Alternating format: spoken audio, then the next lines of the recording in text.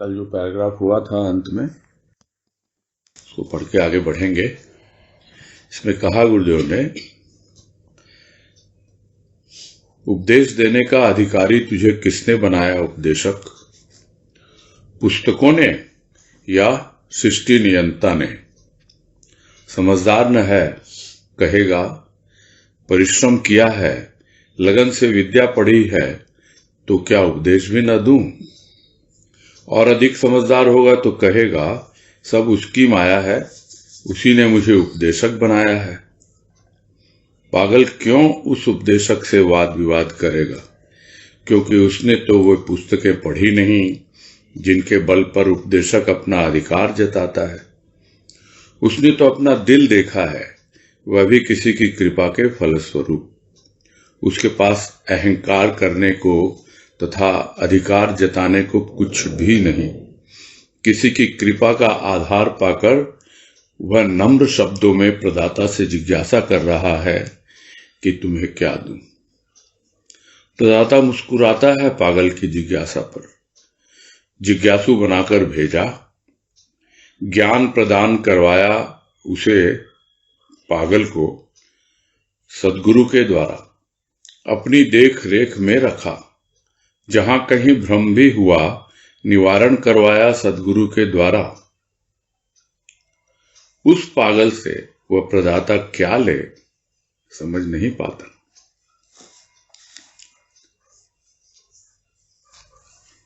और यही भाव लिया गया है जो बहुत ही स्पष्ट ढंग से लिखा है गुरुदेव ने। इसमें कहीं कोई गलतफहमी या कंफ्यूजन की कोई बात पैदा ही नहीं हो रही है। तो पहले तो उपदेशक के बारे में कहा कि सब तो उपदेश देने में लगे हुए हैं, तो क्या दूं? तो देना तो चाहता है उपदेशक, तो उपदेश देना चाह रहा है, लेकिन किस लिए देना चाह रहा है या किस लिए देता है? वो तो लेने के लिए दे रहा है ना। उसे क्या चाहिए, क्या लेना है उसको? उसको लेना है कीर्ति, सम्मान और धन। तो यदि कोई पूछे उपदेशक से कि तुमको उपदेश देने का अधिकारी किसने बनाया, जिन पुस्तकों का तुमने पठन पाठन किया है, या फिर ये जो सृष्टि करता है उसने, तो समझदारी से कहेगा हाँ भाई, मैंने बहुत परिश्रम किया है, लगन से विद्या पढ़ी है, तो क्या उपदेश भी ना दूं? मैं अपनी नॉलेज लोगों तक नहीं पहुंचाऊं? जो कुछ ज्ञान मैंने अर्जित किया है दूसरों तक नहीं बांटूं? और ज्यादा समझदार होगा तो कहेगा भाई क्या करूं, सब तो उसी की माया है, उसी ने मुझे उपदेशक बना दिया, अब मैं करूं तो क्या करूं, जैसा वो चाहता है वैसा मैं कर रहा हूं। तो पागल क्यों उस उपदेशक से वाद विवाद करेगा? उसको जरूरत ही नहीं है, क्योंकि उसको मालूम है कि अगर वाद विवाद में लग गया तो वो उपदेशक उन ग्रंथों से, उन पुस्तकों से न जाने क्या क्या लाके उदाहरण प्रस्तुत करेगा, और उसने तो कुछ पढ़ा ही नहीं है, वे पुस्तकें देखी ही नहीं है, जिसके बल पर उपदेशक अपना अधिकार जता रहा है और कह रहा है कि मैं बहुत ज्ञानी हूं, बहुत नॉलेज रखता हूं। तो पागल ने तो अपना दिल देखा है, और वो दिल भी किसी की कृपा के फलस्वरूप देखा है कि इस दिल में कौन रहता है। इस दिल में कोई और नहीं, वही अज्ञात प्रदाता, वही परमात्मा हर समय इस दिल में विराजमान रहता है। और उसके पास है ही कहां, वो तो अधिकार जताता है अपनी विद्या का, बुद्धि का, उपदेशक, किंतु उसके पास तो अधिकार क्या, अहंकार जताने के लिए भी कुछ भी नहीं है। अहंकार जताना, अधिकार जताना कुछ है ही नहीं ना उसके पास। तो उसने अधिकार नहीं, उसने तो आधार पाया है किसी की कृपा का। और वह नम्र शब्दों में अपने प्रदाता से, अपने प्रभु से जिज्ञासा कर रहा है कि तुम्हें क्या दूं। और यह प्रश्न सुनकर जो प्रदाता है वो मंद मंद मुस्कुरा रहा है कि अरे ये किस तरह का पागल है, और जिज्ञासा कर रहा है कि तुम्हें क्या दूं। भेजा था ना तुमको, जिज्ञासु बनाकर भेजा और ज्ञान प्रदान करवाया तुमको सद्गुरु के द्वारा, और इतना ही नहीं, अपनी देख रेख में रखा तुमको। जहां कहीं भी भ्रम हुआ उसका निवारण करवाया तुम्हारा सद्गुरु के द्वारा। तो इतना कुछ तो हुआ, तो अब पागल से वो ले तो क्या ले प्रदाता। इतना कुछ दिया है तुमको, और जो कुछ भी तू देगा, क्या देगा? मेरा ही दिया हुआ तो देगा। इसलिए प्रदाता समझ नहीं पाता कि उसे क्या जवाब दे जो प्रश्न वो कर रहा है कि क्या दूं। ये कल हुआ था इतना, और आज कह रहे हैं कि अवतारी को उसने अर्थात प्रदाता ने विशेष पराक्रम दिया। सांसारिक लोग आश्चर्यचकित हो अवतारी को ही समझ बैठे प्रदाता। प्रदाता मुस्कुरा रहा था। पागल को उसने पागलपन दिया, न उसे आर्त बनाया और न अर्थार्थी। अतः पागल जिज्ञासु का भाव ले चला आया संसार में। न उसने संसार को भला बुरा कहा और न पाप पुण्य की बातों को अपनाया। वह जिज्ञासा करता रहा, ये धार्मिक कहलाने वाले संसार की निंदा क्यों करते हैं? उस प्रदाता के प्रदान को ये क्यों तुच्छ मानते? स्वच्छ को तुच्छ मानना तो प्रदाता का अपमान है, अपनी अल्प बुद्धि का अभिमान है। किंतु सांसारिक लोग अधिकतर लकीर के फकीर होते हैं। वे पागल की बातों पर ध्यान न देते हुए उसकी अवहेलना करने लगे। पागल तो था ही, वह क्यों मानापमान के चक्कर में फंसने लगा। जिज्ञासा जब अति तीव्र हुई तो प्रदाता की कृपा से उसे सद्गुरु के दर्शन हुए। सद्गुरु ने उसे ज्ञान तो दिया, किंतु वह भाव न दिया जिसे पाकर सभी अभाव रहते हुए भी अभाव उसे प्रभावित न कर सके। अब वह भाव का उपासक हो गया। जिज्ञासा ज्ञान की यदा कदा बात तो वह पागल करता, किंतु अब वह भाव में ही अधिक रहने लगा। यह भी उस प्रदाता की कृपा का ही फल था।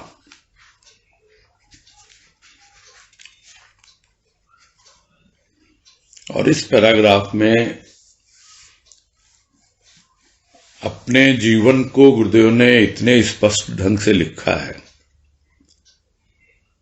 जो पिछले पैराग्राफ में ही थोड़ा सा उन्होंने इसको टच किया था कि प्रदाता ने भेजा जिज्ञासु बनाकर और ज्ञान प्रदान करवाया सद्गुरु के द्वारा अर्थात बाबा के द्वारा। और यदि कुछ भ्रम हुआ भी तो सद्गुरु के द्वारा उसका निवारण भी करवाया। किसने? उस प्रदाता ने। अब बता रहे हैं कि लोग अवतारी को भगवान समझ लेते हैं, प्रदाता समझ लेते हैं।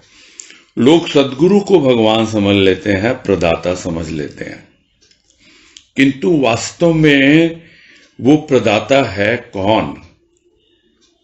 तो यह बात बहुत अच्छे ढंग से गुरुदेव ने उस लेख में हम लोगों को समझाई जिसका शीर्षक अनामी का नाम। यानी वो तो अनामी है, सब नामों में है वो शामिल, उसके बावजूद भी उसका कोई नाम नहीं है। वो सद्गुरु भी है, वो अवतारी भी है, सब कुछ है, किंतु फिर भी आप उसे न सद्गुरु में बांध सकते हो न अवतारी में बांध सकते हो। वो इन सबसे परे है, नामों में होते हुए भी वो अनामी है, और वही है प्रदाता। तो यही कह रहे हैं यहां कि उस प्रदाता ने जो अवतारी आए, अवतार लेके राम के रूप में, कृष्ण के रूप में, तो उनको एक विशेष पराक्रम दिया, यानी एक विशेष शक्ति दी, क्योंकि उनको भेजा प्रदाता ने एक विशेष कार्य के लिए, और वो उद्देश्य लेकर वो आए। राम का उद्देश्य रावण का वध करना, कृष्ण का उद्देश्य कंस का वध ही नहीं करना, साथ साथ पूरी दुनिया को प्रेम का पाठ पढ़ाना, गीता का ज्ञान देना। तो यह विशेष पराक्रम के द्वारा ही संभव है। एक साधारण सांसारिक प्राणी चूंकि वो सब कर नहीं पाता, इसलिए वो इन अवतारियों को आश्चर्यचकित होकर देखता है और उसी को प्रदाता समझ बैठता है, यानी भगवान समझ बैठता है, परमात्मा। कुछ भी कहें हम उसको, यहां गुरुदेव उसे नाम दे रहे हैं प्रदाता। तो सांसारिक लोग विशेष पराक्रम को देखकर आश्चर्यचकित हो जाते हैं, ये क्या चमत्कार है जो साधारण प्राणी नहीं कर पाता, और उसी को समझ बैठते हैं कि यही है भगवान, यही है प्रदाता। और प्रदाता जो है वो मुस्कुराता है, किस बात पर कि ये अभी तक भी मुझे समझ नहीं पाए, मेरा कोई नाम नहीं, मेरा कोई रूप नहीं, और ये मुझे नाम और रूप में बांध रहे हैं, किस ढंग से समझाऊं इनको मैं। और वो मुस्कुराने लगता है। तो ये एक सांसारिक लोगों की अवस्था है। और दूसरी ओर वो पागल है, उसको क्या दिया? पागलपन दिया। न तो उसे आर्त बनाया न अर्थार्थी। शुरू से जो आया उसे पता था कि वो क्यों आया, वो जिज्ञासु भाव लेकर आया इस संसार में। न तो वो धन दौलत के पीछे भागा अर्थार्थी के रूप में, और न ही वो उसको दुख में सुमिरन करता आर्त के रूप में, जो दुखी होकर भगवान को याद करते हैं। वो तो एक जिज्ञासु भाव लेके आया था और धीरे धीरे ज्ञान की ओर बढ़ना चाहता था। वो देखना चाहता था, समझना चाहता था कि आखिर यह संसार है क्या, और मुझे भेजने वाले ने किस लिए भेजा है यहां। तो न उसने संसार को बुरा कहा न भला कहा। ये भले बुरे की भावना, पाप पुण्य की भावना, इन सब से शुरू से ही बच के रहे गुरुदेव। और यही अपना यहां से पूरा जीवन वृत्तांत लिख रहे हैं कि न उसने संसार को बुरा कहा न पाप पुण्य की बातों को अपनाया। उसे एक जिज्ञासा अवश्य रहती है कि ये जो तथाकथित धार्मिक लोग हैं, जो अपने आप को धर्म का ठेकेदार कहते हैं, ये आखिर इस संसार की निंदा क्यों करते हैं। समझ नहीं पा रहे थे गुरुदेव कि आखिर ये क्यों संसार की निंदा करते हैं। क्योंकि ये संसार किसका है? यह तो प्रदाता का प्रदान है। प्रदाता नहीं तो बनाया, ये सृष्टिकर्ता ने यह संसार बनाया है और निंदा कर रहे हैं उसकी, तुच्छ मानते हैं। तो यदि आप किसी को तुच्छ माने तो स्वाभाविक है, यदि उसकी कृति को तुच्छ मान रहे हैं तो डायरेक्टली इनडायरेक्टली आप जो उसका क्रिएटर है, जो उसको बनाने वाला है, उसको तुच्छ मान रहे हैं। ये तो उसका अपमान है। जो पूरी तरह स्वच्छ है, निर्मल है, क्योंकि जो भी तुच्छ का भाव है वो तो प्राणी के अपने भीतर है, संसार में नहीं है। संसार में सब कुछ है, और जिसकी दृष्टि में स्वच्छता है, जिसकी आंखें निर्मल हैं सूक्ष्म की, यानी पूरी तरह है उसका अंतःकरण निर्मल होने लगता है, तो उसे तो सब कोई अच्छे ही दिखलाई देते हैं, सभी स्वच्छ दिखलाई देते हैं कि देखो भगवान ने कितनी सुंदर प्रकृति बनाई है, कितना इतना सुंदर ये संसार रचा है, ये स्वच्छ है। और इसको तुच्छ मानना यह तो प्रदाता का अपमान ही कहलाएगा। क्यों करते हैं ऐसा ये लोग? समझ नहीं पाते हैं कि वो प्रदाता का अपमान कर रहे हैं। और उसका कारण क्या है? उसका कारण है कि थोड़ा बहुत इन्होंने बुद्धि बल पर धर्म ग्रंथों को पढ़ लिया, उसका उदाहरण दे दे के पाप पुण्य की बातें कहने लगे, संसार को भला बुरा कहने लगे, निंदा स्तुति में लग गए, और उसी अल्प बुद्धि का अभिमान लेके बैठे हैं ये। और दुनिया वाले कैसे हैं? मिल गए, एक जैसे ही हैं सब, क्योंकि उनके बहकावे में आ जाते हैं, फुसलाने में आ जाते हैं। तो प्रथम तो वो भय दिखलाते हैं, देखो कितने पाप किए हैं तुमने, ये नहीं करोगे तो ये हो जाएगा, ये नहीं करोगे तो वो हो जाएगा। और 2-4 लग जाते हैं, उसकी देखा देखी और 10-20 लग जाते हैं। तो सब संसार वाले तो लकीर के फकीर हैं,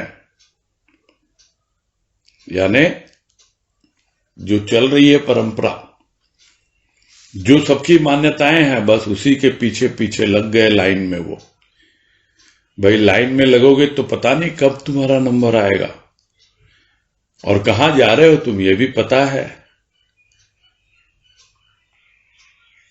समझ नहीं आता लोगों को। अपनी एक स्वतंत्र खोज होनी चाहिए।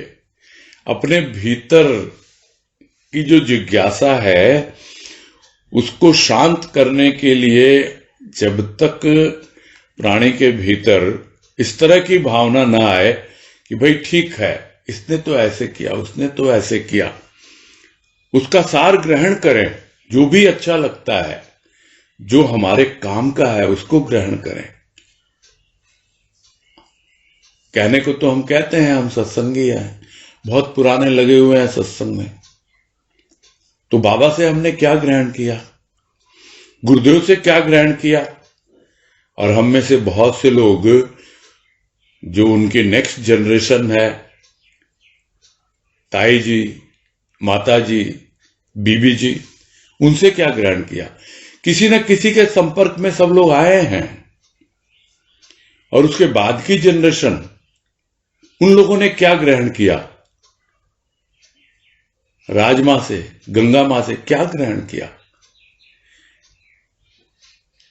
जब तक अपनी एक स्वतंत्र सोच नहीं होती कि मुझे इनमें से क्या चीज काम की है, जो गुण है, प्रत्येक में कुछ ना कुछ गुण है, कोई ना कोई विशेषता है, वो हो सकता है उसके लिए विशेषता हो, किंतु क्या वो मेरे लिए उपयोगी है?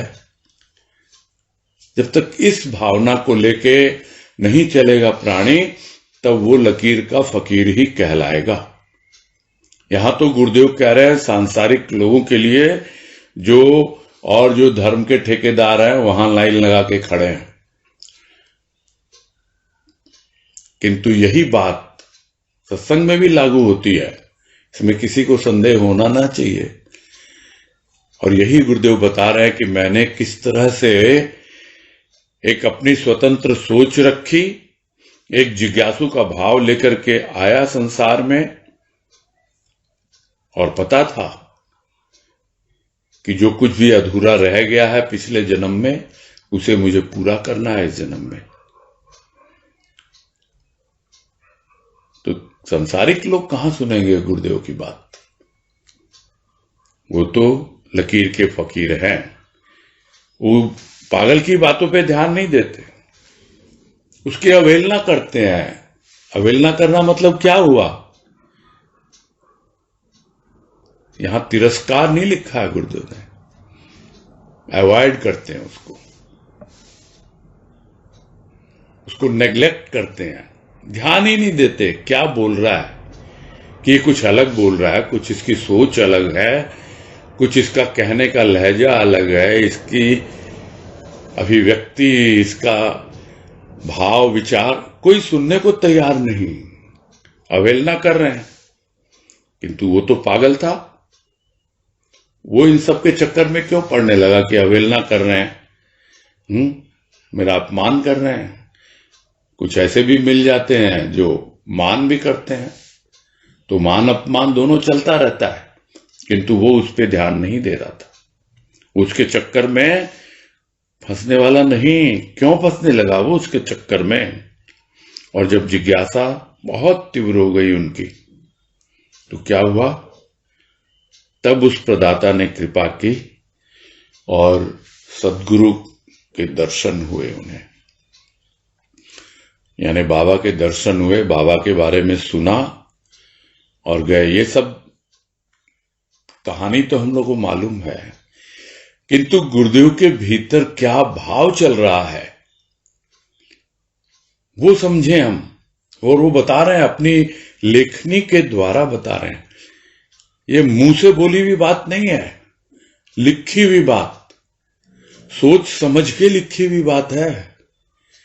भले हम कह दें हमने गुरुदेव से सुना है, तो वो तो सुनी हुई बात है। भले ही गुरुदेव ने प्रवचन में कुछ कहा हो, वो उनकी कही हुई बात है। कहते वक्त फिर भी बातें होती है, निकल जाती है मुंह से, उसको आप वापस मिटा नहीं सकते, किंतु लिखे हुए को तो बदल सकते हैं। इसलिए जो भी लिखा जाता है सोच समझ के, जो अक्सर कहते हैं लोग, सुना भी होगा हमने कि भाई ठीक है आप बोल तो रहे हो, बहुत अच्छी बात है, कृपया इसको लिख के दे दे मुझे, please give me in writing, ताकि आपके पास वो डॉक्यूमेंट रहे कि हां इसने मुझसे ये प्रॉमिस किया था, ये बातें कही थी। तो यहां गुरुदेव लिखित में कह रहे हैं क्या क्या उनके साथ घटित हुआ है। बाबा मिलने के पहले तक की बात लिखी और फिर बाबा के मिलने के बाद की बात भी लिखी है कि प्रदाता की कृपा हुई और सदगुरु के दर्शन हुए, किंतु फिर भी मन में एक मलाल है। इतना स्पष्ट कहीं नहीं कहा होगा उन्होंने।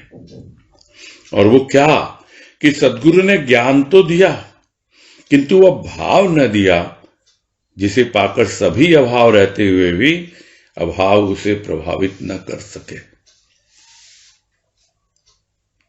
ये हम सबको पता है कि भौतिक जीवन गुरुदेव का कैसा रहा है।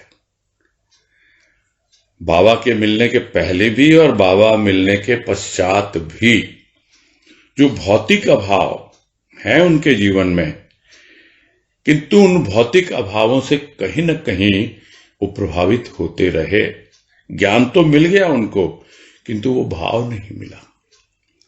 तो भाव तो पहले से थोड़ा था ही उनके पीछे, उनके बैकग्राउंड में था भाव। यह हम सबको यह भी पता है कि वो रामकृष्ण परमहंस से जो भाव योगी हुए हैं उनसे बहुत प्रभावित रहे हैं और दक्षिणेश्वर जाया भी करते थे, बाद में भी जाया करते थे, पहले भी जाया करते थे, और इतने भाव विवल हो जाया करते थे। वहां जो काली की मंदिर में पूजा मूर्ति लगी हुई है, वहां बैठकर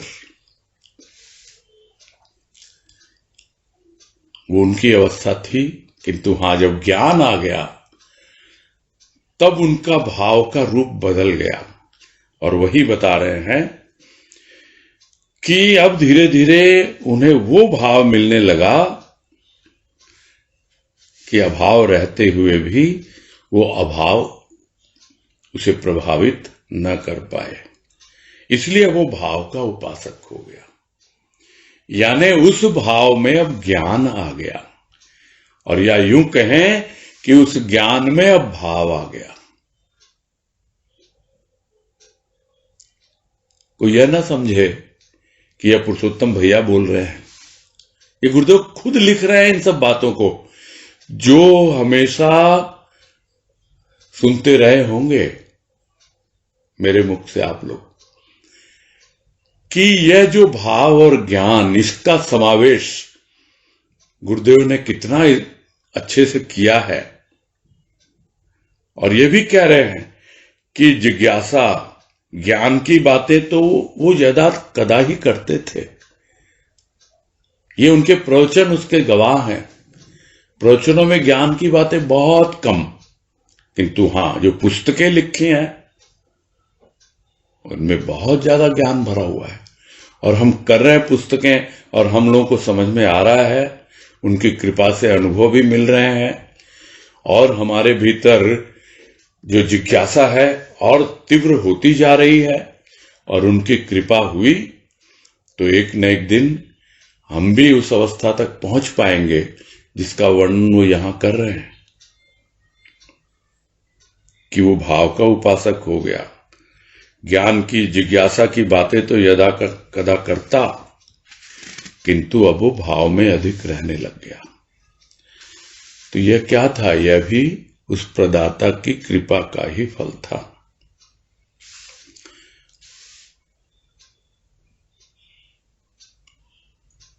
आगे कह रहे हैं, पागल कह उठता, तुमने मुझे इतना दिया, अब मैं पागल तुम्हें क्या दूं? प्राणों पर तुम्हारा अधिकार तुम्हारे ही तो दिए हुए हैं। बुद्धि मुझ में है नहीं जिसे दुनिया कहती है। मन तुम्हारे चरणों में लगा हुआ है। अब तुम ही बताओ कि तुम्हें क्या दूं। पागल की बात पागल ही समझेंगे, क्योंकि बुद्धिमानों की बातें तो पुस्तकों की हैं और पागल की बात हृदय की, जहां बुद्धि के बस की बात नहीं। अब भी पागल अपने को असमर्थ समझता हुआ कहता है कि क्या दूं, तुम्हें क्या दूं। असमर्थ है वो प्रदाता के सम्मुख। निरभिमानी के लिए अभिमान की भावना ही कहां रहती है। भावुक, पागल भावुक को उसके अंतर्धान के पश्चात उसे सर्वशक्तिमान समझे दुनिया, किंतु यह न तो उसने दावा किया और न समझा। यदि वह ऐसा समझता तो न उसका भाव रहता और न पागलपन। वही तो उसका धन था, उसे खोकर वह कहीं का न रहेगा। और इस पैराग्राफ में जाते जाते सब बता गए। पूरा भविष्य दृष्टा बनकर पहले से लिख दिया गुरुदेव ने, समझा दिया हम लोगों को इस लेख में। और इस पैराग्राफ में तो बहुत अच्छे से कि इतना दिया है तुमने प्रदाता मुझे, तो क्या दूं मैं अब तुमको। भाई, प्राणों पर तो तुम्हारा अधिकार है, ये जीवन तुम्हारा ही दिया हुआ है। तो कोई अगर कहे मेरे प्राण भी तुम्हारे लिए हैं, तो वो तो पहले जैसे कहा, वो देना कहां हुआ, वो तो लौटाना हुआ। उसी तरह जो कुछ भी है वो तो उसी का दिया हुआ है। बुद्धि की बात कोई कहे तो बुद्धि तो है नहीं भाई, जिसे दुनिया कहती है। यानी दुनियादारी की बुद्धि नहीं है, और बाकी बुद्धि है भी नहीं, क्योंकि एक बार जब बुद्धि का काम पूरा हो जाता है फिर बुद्धि लगानी नहीं पड़ती है अपने आप। जिस तरह एक बार मन का काम पूरा हो जाता है कि मन उसके चरणों में लग गया, पूरी तरह से टिक गया, मन जो उसके चरणों में बहती हुई गंगा है उससे पूरी तरह निर्मल हो गया। अब कहां है मन? है ही नहीं मन।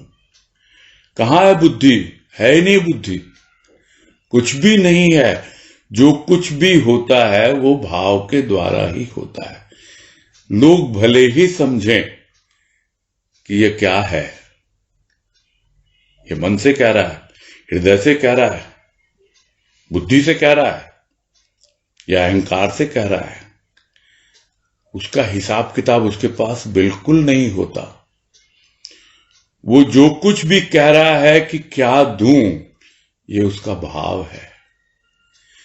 एकमात्र भाव रह जाता है, और कभी वो किस रूप में आता है, कभी वो किस रूप में आता है।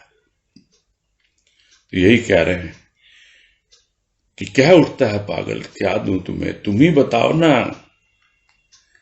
तो कोई समझ नहीं पाता पागल की बातें, वही समझेंगे जो पागल हैं। अन्यथा बुद्धिमानों की बातें तो पुस्तकों में लिखी हुई है, और पागल की बात तो हृदय में लिखी हुई है। तो जिसका दिल मिल जाता है वही दिल की बातें समझता है। उसके लिए लिखने, पढ़ने, बोलने की भी जरूरत नहीं होती, बुद्धि की वहां पहुंच नहीं होती। और जो ग्रंथ हैं, पुस्तकें हैं, कुछ भी है, वहां अपनी बुद्धि लगाते रहें, किंतु हृदय की बातें बुद्धि तक नहीं पहुंच पाएंगी, और बुद्धि की बातें हृदय तक नहीं पहुंच पाएंगी। इन दोनों का आपस में तालमेल बैठता नहीं है जल्दी से। इसीलिए कभी लोग कहते हैं कि तुम दिल की सुन रहे हो या दिमाग की सुन रहे हो, और कभी कहते हैं दिमाग की सुनो, दिल की मत सुनो। कभी कहते हैं दिल की सुनो, दिमाग की मत सुनो। क्योंकि बड़ा कठिन है, जो पागलपन की बातें वो दिल से होती हैं, और जो ज्ञान की बातें हैं वो बुद्धि से होती हैं। तो बुद्धि के बस की बात है ही नहीं कि वो जो तथाकथित बुद्धिमान हैं वो समझें, उनकी बुद्धि में नहीं घुसेगी ये सब बात जो पागल कह रहा है। ये हृदय की बातें हैं, भाव की बातें हैं। और अब भी अपने आप को असमर्थ समझता है वो, तुम्हें क्या दूं, मैं क्या दूं, क्योंकि वो प्रदाता के सम्मुख बिल्कुल है ही नहीं। मैं है ही नहीं, मेरे पास क्या दूं, मैं समर्थ ही नहीं हूं, मैं तो असमर्थ हूं, मुझमें है ही नहीं क्षमता कि मैं दूं तुमको। तो क्या दूं, क्या है देने को मेरे पास? कुछ भी तो नहीं है।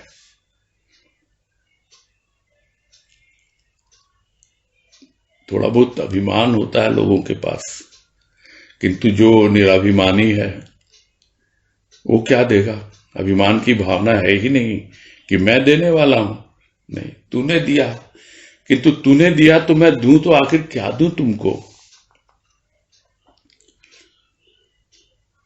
अब आगे जो कह रहे हैं वो बहुत समझने लायक बात है कि पागल भावुक को उसके अंतर्ध्यान के पश्चात उसे सर्वशक्तिमान समझे दुनिया।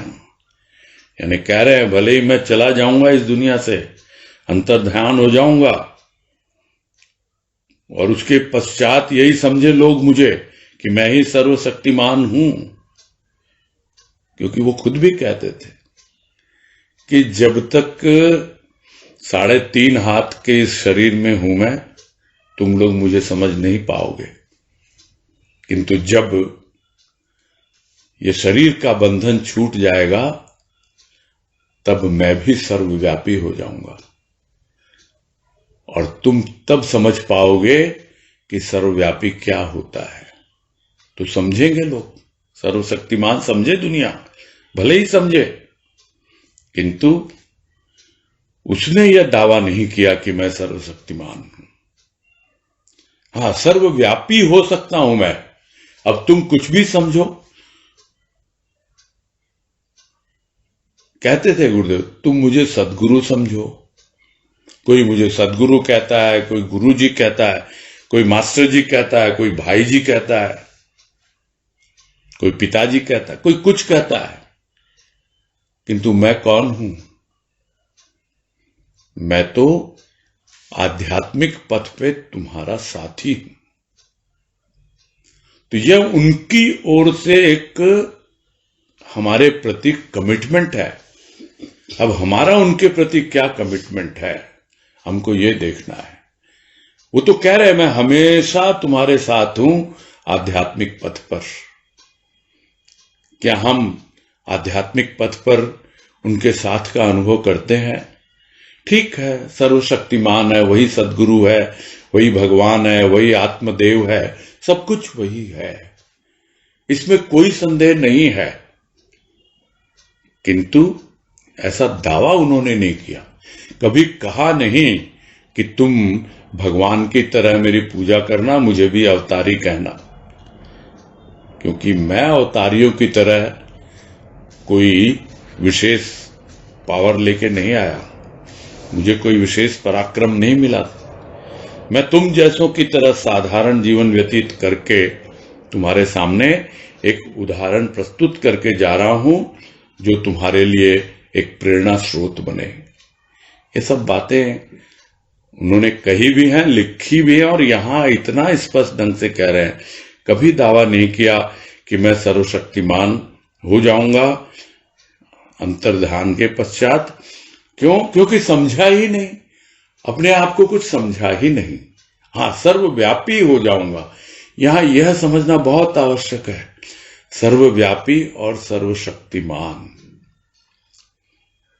सर्वशक्तिमान तो एकमात्र वो शक्ति पुंज है। अब यदि हम उसको ज्ञान की दृष्टि से देखें तो शक्ति पुंज है वो शिव,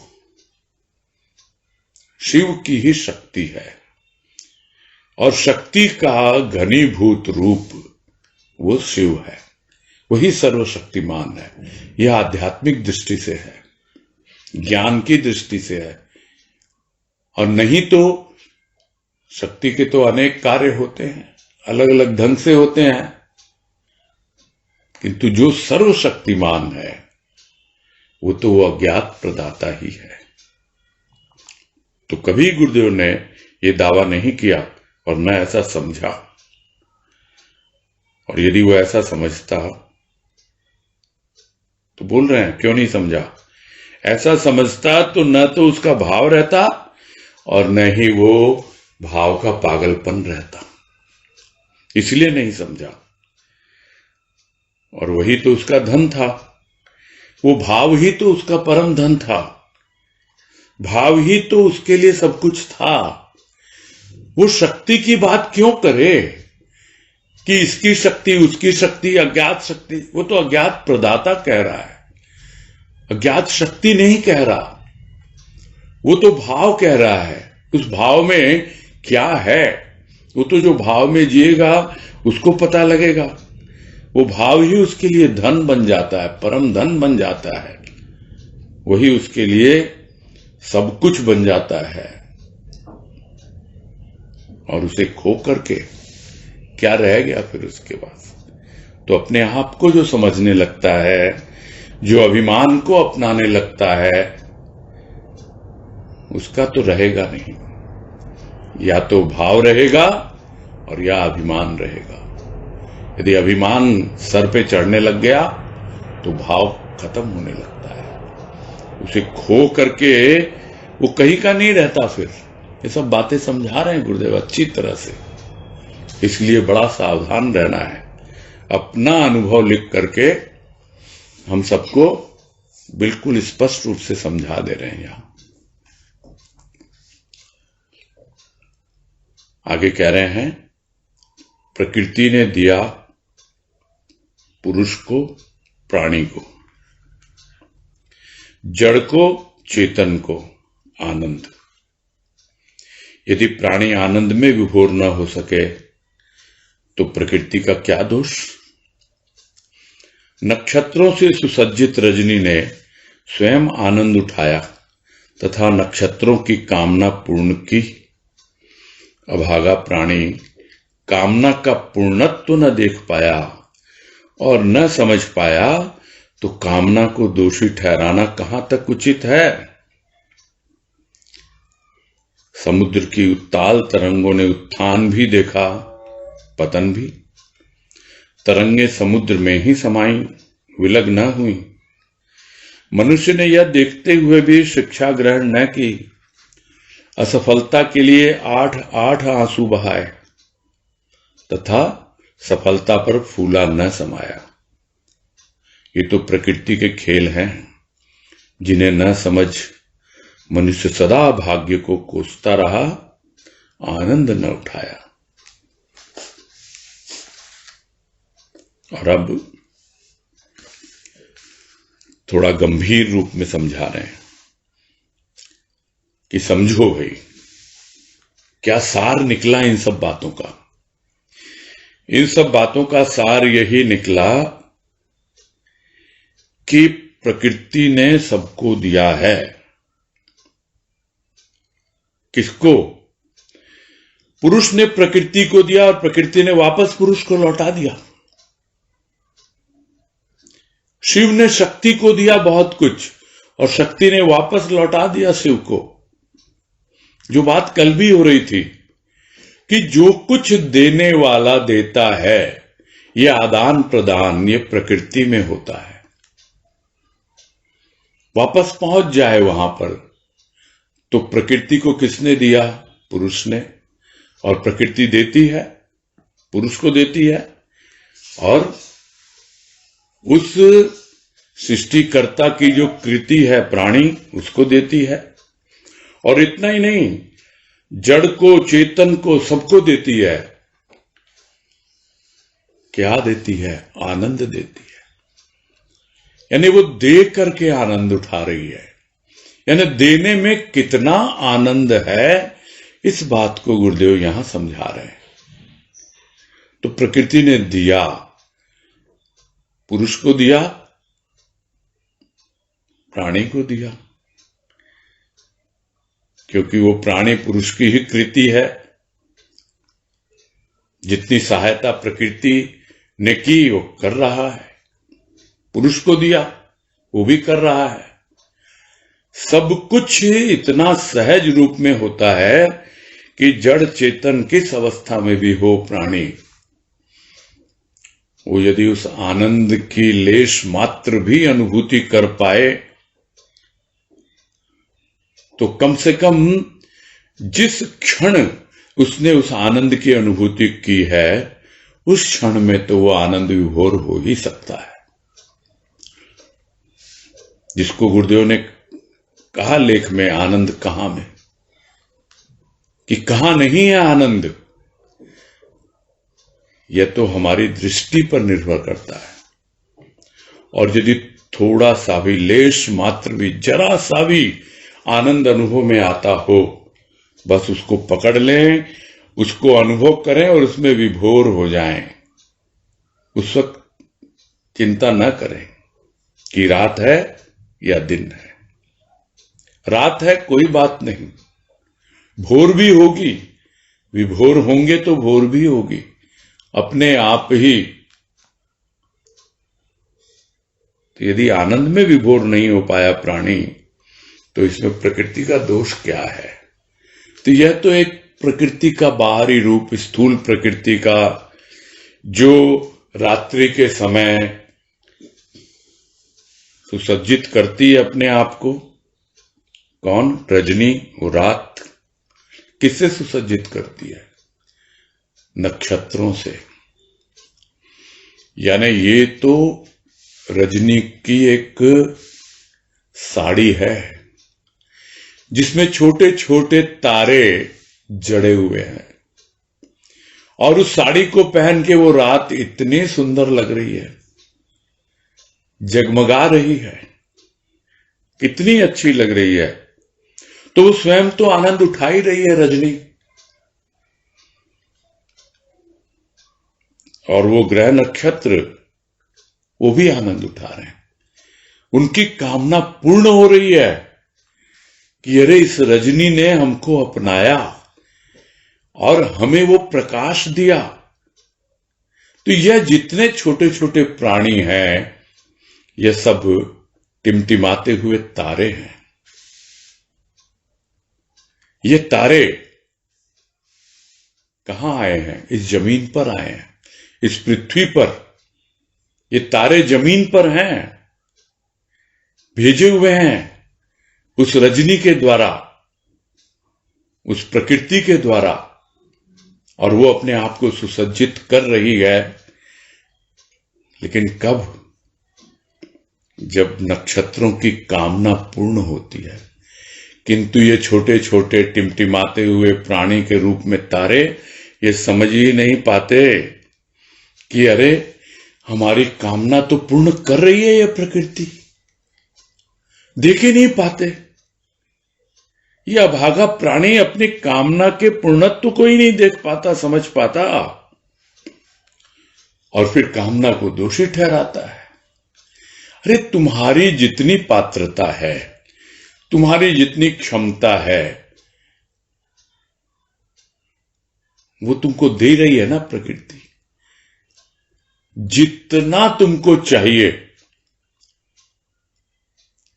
वही तो बात फिर से याद आती है कि प्यास एक बूंद से भी बुझ जाए।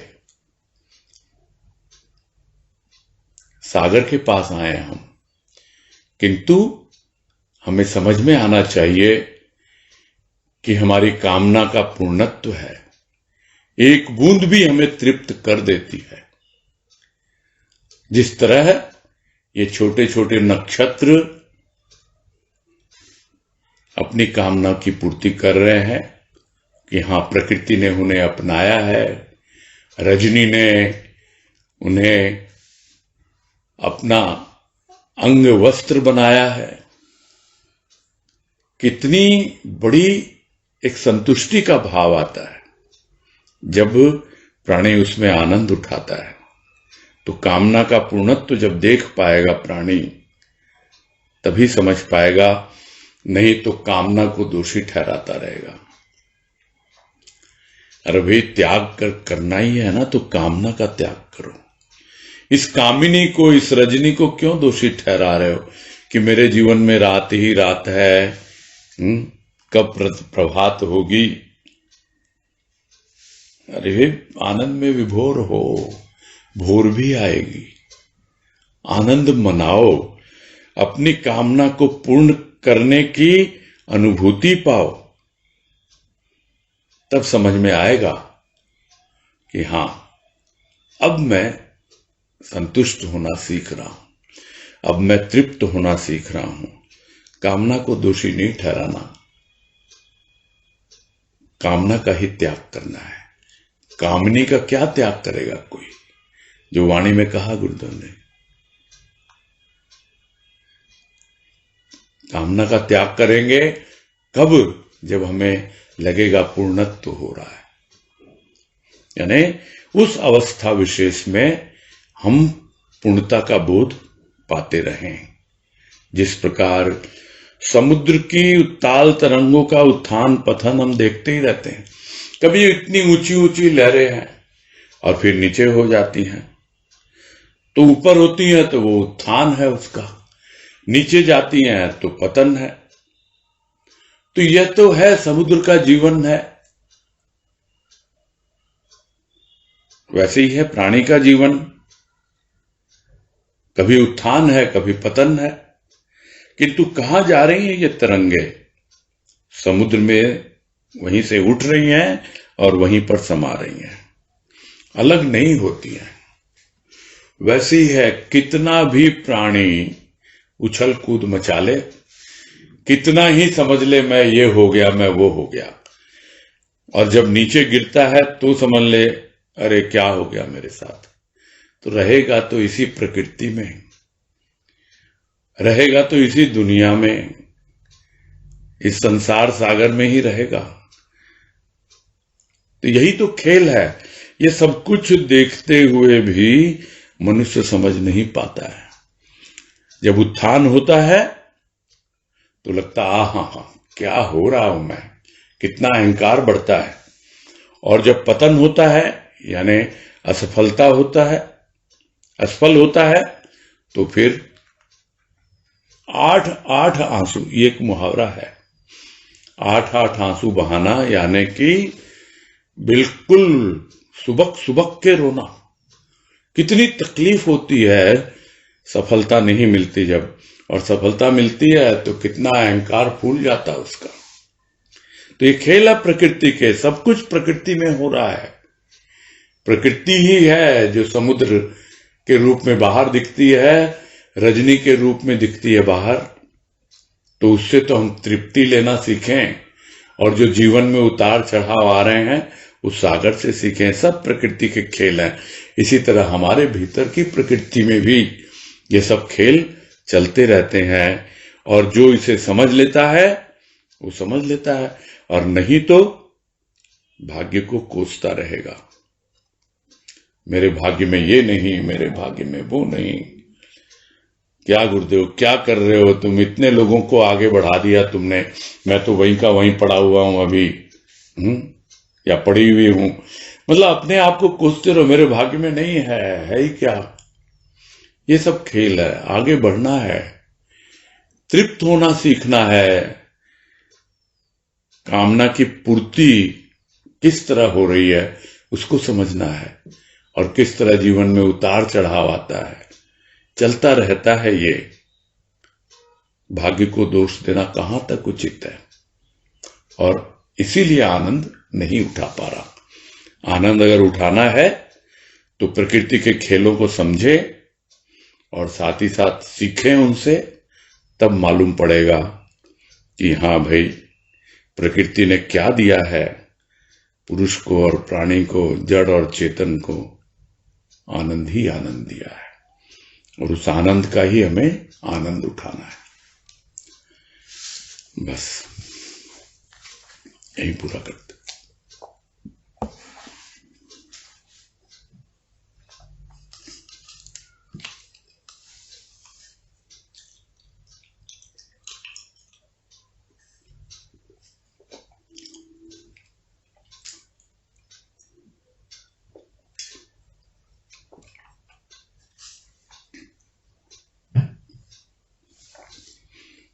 तनुश्री शर्मा बोलो। प्रणाम भैया। हाँ नमस्कार, बोलो।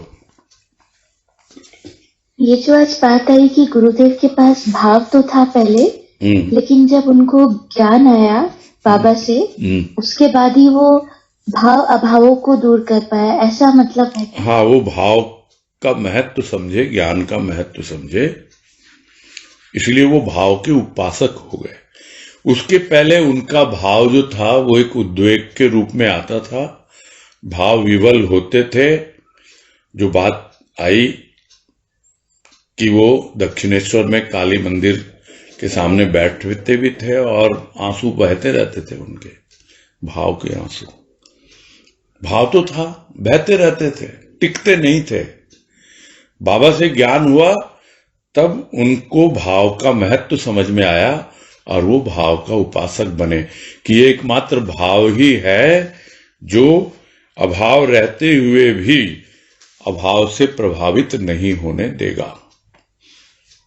ये उनको समझ में आने लगा बाद में, तब वो भाव का उपासक बनने लगे और भाव की बातें करते। जिज्ञासा और ज्ञान की बात तो यदा कदा ही है, वो उनके प्रवचनों में हमें देखने को मिलता है। और इसीलिए तो जो वो मुंह से कह नहीं पाए, समझा नहीं पाए, वो सब बातें लिख के चले गए। उनको मालूम था मैं जिज्ञासु बन के आया और मुझे ज्ञान प्राप्त हो गया और मुझे अब भक्ति करनी है। सब कुछ तो क्लियर हो गया, उनको भक्ति में लगे रहे। किंतु उनके पास जो आते थे, यह देखी भी बात है बिल्कुल, और जो लोग हैं पुराने उनको भी पता है, आते थे और आते रहे हैं। उनमें ज्यादातर लोग किसी न किसी रूप में भौतिक जीवन से परेशान, यानी उनको आप उन दो कैटेगरी में डाल सकते हो जो बार बार बातें होती है कि या तो वो आर्त या अर्थार्थी, या आर्त और अर्थार्थी दोनों का मिक्सचर। जिज्ञासा वाली बात उनमें बहुत ही कम, रेयर थे ऐसे। तो तब वो करेंगे भी तो क्या करेंगे, उनसे क्या बातें करेंगे। वो अपने भाव में है, मगन है, बस उनके साथ जो थोड़ी बहुत बातें करनी है कर ली उनके अनुसार, और जो उनको लिखना था वो लिख के चले गए। यही उनका जीवन है संक्षेप में। वही लिखा है इन्होंने यहाँ पर।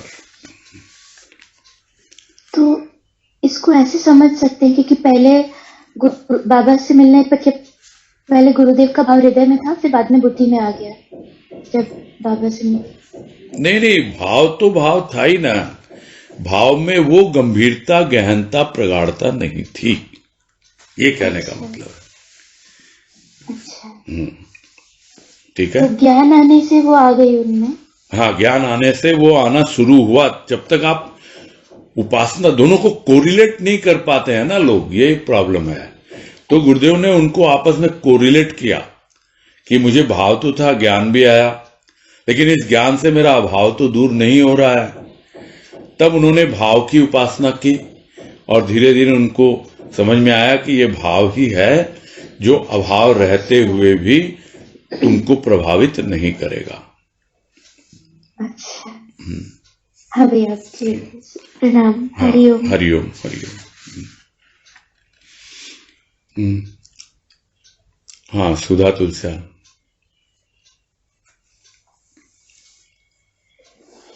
प्रणाम भैया। हाँ बोलो। हरिओम। भी इस पैराग्राफ की लाइन है ना, जो प्रकृति ने दिया पुरुष को, प्राणी को।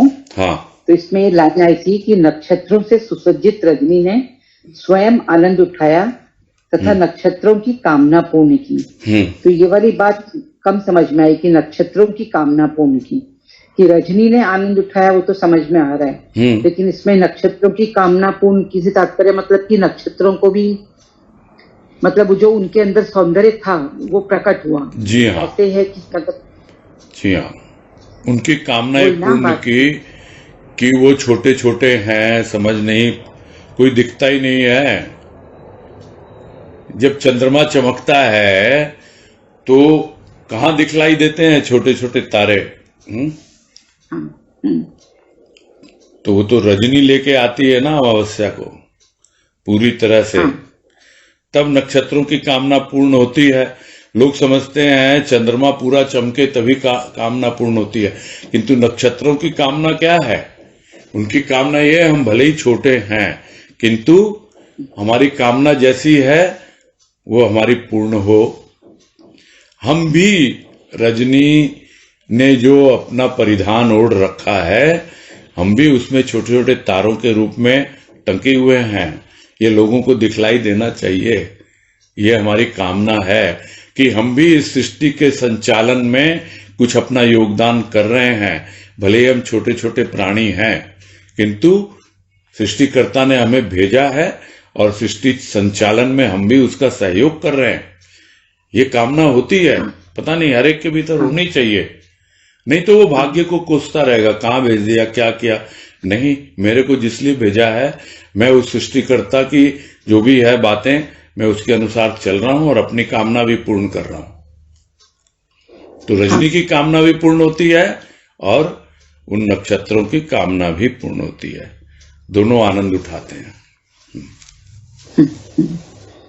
हाँ, समझ में आगे की लाइन भी यही है ना कि अभागा प्राणी पूरा आ गया तो कामना का पूर्णत्व आई। हाँ भैया, प्रणाम भैया। हरिओम हरिओम। ठीक है, फिर अब पूरा करते हैं।